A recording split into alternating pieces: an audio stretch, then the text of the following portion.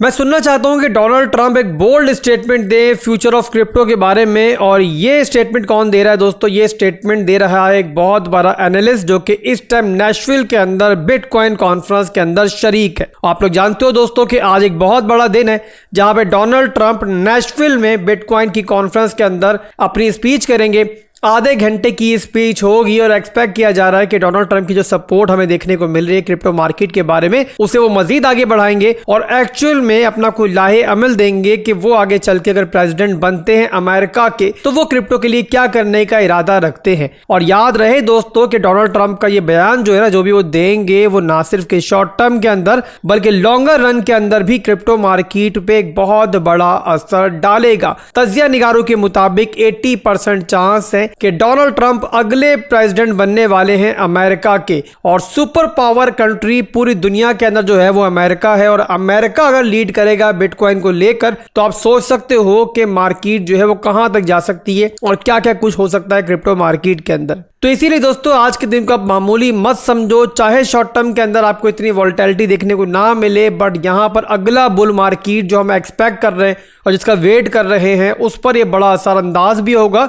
और वो कितना लंबा चलेगा बुल मार्केट और कितना बड़ा होगा, उसके पीछे जो आज की स्पीच के अंदर बातें होंगी ना, वो भी एक रीजन होंगी। तो आप लोग दोस्तों आज की जो स्पीच है उस पर नजर रखो, ट्राई करो, उसको सुनो, जो भी सूरत हाल बनेगी मैं इंशाल्लाह आपको अपडेट करता रहूंगा साथ के साथ। इसके अलावा दोस्तों ग्रे स्केल के जो साबका सीईओ हैं, आप जानते हो माइकल सेलर का नाम किसी तारुफ का मोहताज नहीं है, वो ऑलरेडी यहाँ पे स्पीच कर चुके और अपनी स्पीच के अंदर दोस्तों उन्होंने प्रेडिक्ट किया है कि आगे चलकर 2045 तक जो है ना बिटकॉइन जो है वो $13 मिलियन तक का मिलेगा। अब ये फिगर दोस्तों आप लोगों के लिए ही नहीं बल्कि मेरे लिए भी एक ओवर एस्टिमेटेड फिगर है। बट याद करो दोस्तों, जब बिटकॉइन $1000 का मिलता था या उससे पहले जब $10 का था या $1 का था, तो वहां पे कोई ये सोच सकता था कि बिटकॉइन कभी जो है 70,000 का मिलेगा? तो बहुत कुछ दोस्तों वक्त के साथ बदलता है और बिटकॉइन के केस में दोस्तों ऐसी बहुत सारी इम्पॉसिबल चीजें हैं जो वक्त के साथ साथ पॉसिबल हो रही हैं। कल तक ब्लैक रॉक, जिसके बारे में कोई सोच भी नहीं सकता था कि वो बिटकॉइन की मार्केट में इंटर होगा,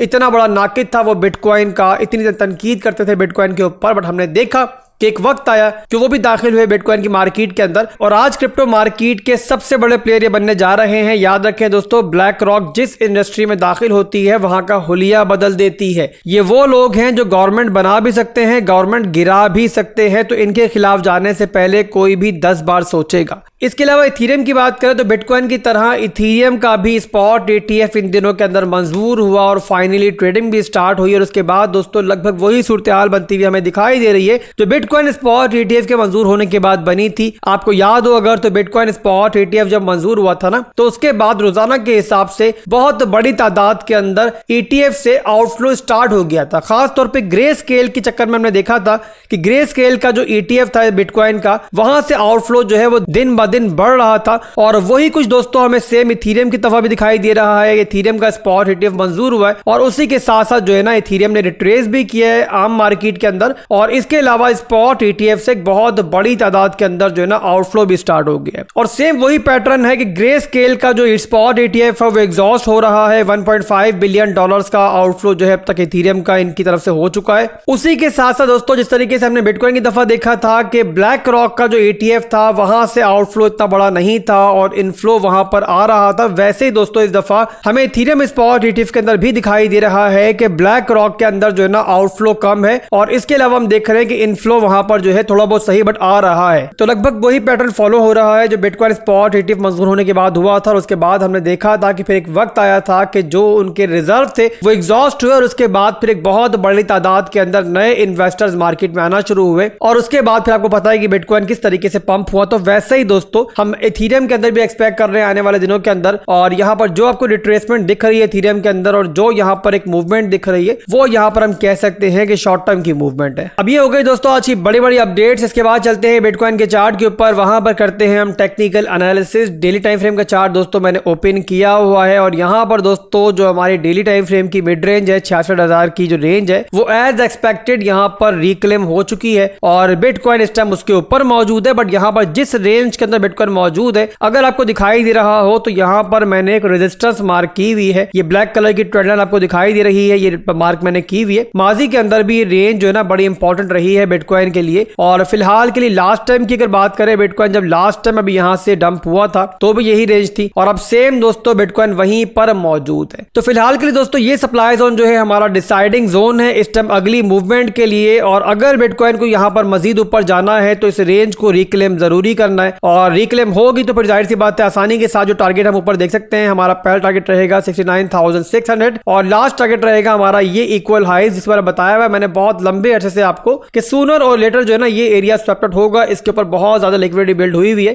बट अगर यहाँ पे हमें सप्लाई जोन से रिजेक्शन मिलती है, सेलर्स यहाँ पे हावी होते हैं, तो उस सूरत में दोस्तों जो हमारी एंट्री बनेगी नीचे की तरफ, जाहिर सी बात है मार्केट जो है वो अप ट्रेंड के अंदर है, एक पॉजिटिव ट्रेंड के अंदर है, तो यहाँ पर हम लोगों ने एंट्रीज वगैरह ही तलाश करनी है। तो यहाँ पर जो हमारी एंट्री बन सकती है वो बन सकती है इस मिड रेंज के एरिया के अंदर, और 66,000 से लेके जो हमारा ये एरिया है ना 65,000 का, यहाँ पर हम जो है अपनी एंट्रीज तलाश करेंगे। इस तरीके से हमने अभी लास्ट अपॉर्चुनिटी को अवेल किया है जब बिटकॉइन 64,000 के एरिया से बाउंस बैक हुआ था और वहां पे मुझे स्ट्रक्चर ब्रेक मिला था। मैंने ना सिर्फ की वीडियो बनाकर बल्कि टेलीग्राम के ऊपर भी आपको बता दिया था। अब बिटकॉइन के बाद बात करेंगे ऑल्ट कॉइन्स की। सबका इस टाइम यही सवाल है कि ऑल्ट कॉइन्स की वो रैली कब आएगी, ऑल्ट कॉइन्स का वो पंप कब आएगा जिसका इंतजार हम सब लोग कर रहे हैं, जिसकी तैयारी हम सब कर रहे हैं। तो उसके लिए चलते हैं हम लोग टोटल 3 के चार्ट के ऊपर। ये वो चार्ट है जहां पर हमें बिटकॉइन और इथेरियम के अलावा बाकी तमाम क्रिप्टो मार्केट का, ऑल्ट कॉइन्स मार्केट का डेटा मिलता है और यहाँ पर ये चार्ट मेरे सामने ओपन हुआ है। अब यहाँ पर दोस्तों ऑल्ट कॉइन्स की मार्केट के ब्रेकआउट के लिए जो हमारे पास बैरियर है ना, वो बैरियर है हमारे पास $800 बिलियन का ये बैरियर। अब इस मंथली टाइम फ्रेम का चार्ट के ऊपर दोस्तों आपको एक चीज दिखाई देगी कि जब लास्ट बुल मार्केट चल रही थी ना, जहां पे ऑल्ट कॉइन्स ने बड़ा जबरदस्त पंप किया था, तब यहां पर आप लोग देखो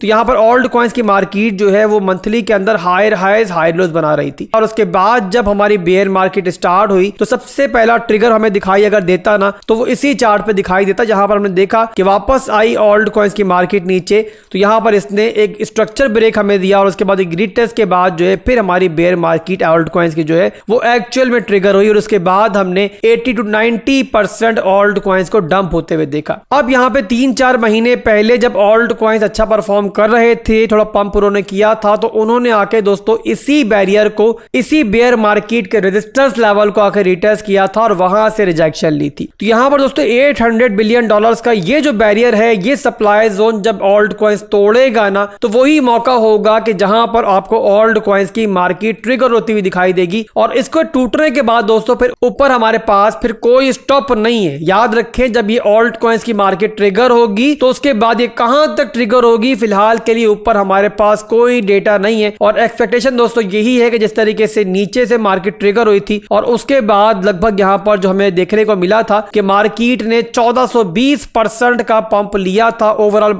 ऑल्ट कॉइन्स की मार्केट ने, तो लगभग वैसा ही दोस्तों ब्रेकआउट हम यहां पर इस ऑल्ट कॉइन्स की मार्केट में भी एक्सपेक्ट करेंगे। अब ये ब्रेकआउट हमें किस टाइम देखने को मिल सकता है, तो उसके लिए मैं आपको कॉइन ग्लास के ऊपर जो ना हिस्ट्रिकल चार्ट दिखाता हूं। अब ये है बिटकॉइन का रिटर्न्स चार्ट। अब यहां पर हम ज्यादा पीछे नहीं जाएंगे बल्कि पिछले महीने से, जून के महीने से स्टार्ट करते हैं। पिछले महीने की क्लोजिंग आप लोगों को पता है कि माइनस के अंदर हुई थी और -6.96% मार्केट की क्लोजिंग हुई थी। और माजी में हमने देखा है कि जब भी क्लोजिंग जून की बेरिश होती है तो अगला महीना जुलाई का जो होता है ना वो एक पॉजिटिव क्लोजिंग लेता है। अब यहाँ पे जुलाई का महीना अगर एज एक्सपेक्टेड और हिस्ट्री को रिपीट करते हुए हमें यहाँ पे पॉजिटिव क्लोजिंग लेता हुआ दिखता है, तो उसके बाद दोस्तों अगस्त के महीने में हमने देखा है माजी में मार्केट हमें एक जैसे पैटर्न लेके चलती हुई नहीं दिखाई देती है, बल्कि कभी यहाँ पर नेगेटिव होती है मार्केट, कभी पॉजिटिव होती है, यानी कि मिला जुला सा रुझान यहाँ पे रहता है। बट सितंबर के महीने में दोस्तों हमने 90% ये देखा है कि मार्केट जो है वो नेगेटिव जाती है। और माजी में दोस्तों अगर हम देखें 2013 से लेके अब तक के डेटे को, तो हमने देखा है हमेशा कि 3 दफा को छोड़कर हमेशा मार्केट की क्लोजिंग जो हुई है ना वो नेगेटिव हुई है। और नेगेटिव क्लोजिंग दोस्तों क्यों होती है, कोई ना कोई फंड मार्केट में आता है जो मार्केट को उस तरफ लेके जाता है। वो मौका होता है कि जहां पर 90% जो वीक हैंड्स होते हैं मार्केट के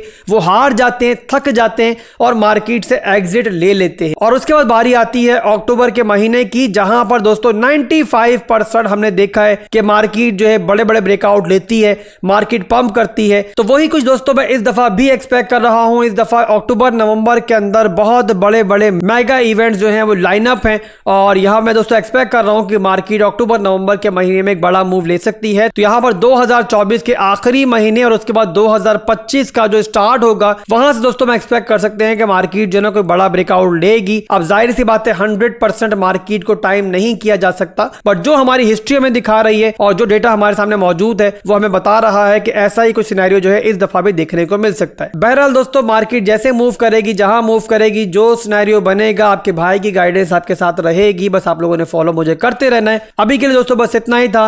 वीडियो को लाइक और कमेंट करना मत भूलिएगा। आपका फीडबैक जो है मेरे लिए बड़ा इंपॉर्टेंट होता है और पर्सनली खुद मैं उसको रीड भी करता हूँ, रिप्लाई करने की ट्राई भी करता हूँ। तो लास्ट में आप लोग फीडबैक दिया करो। अल्लाह हाफिज।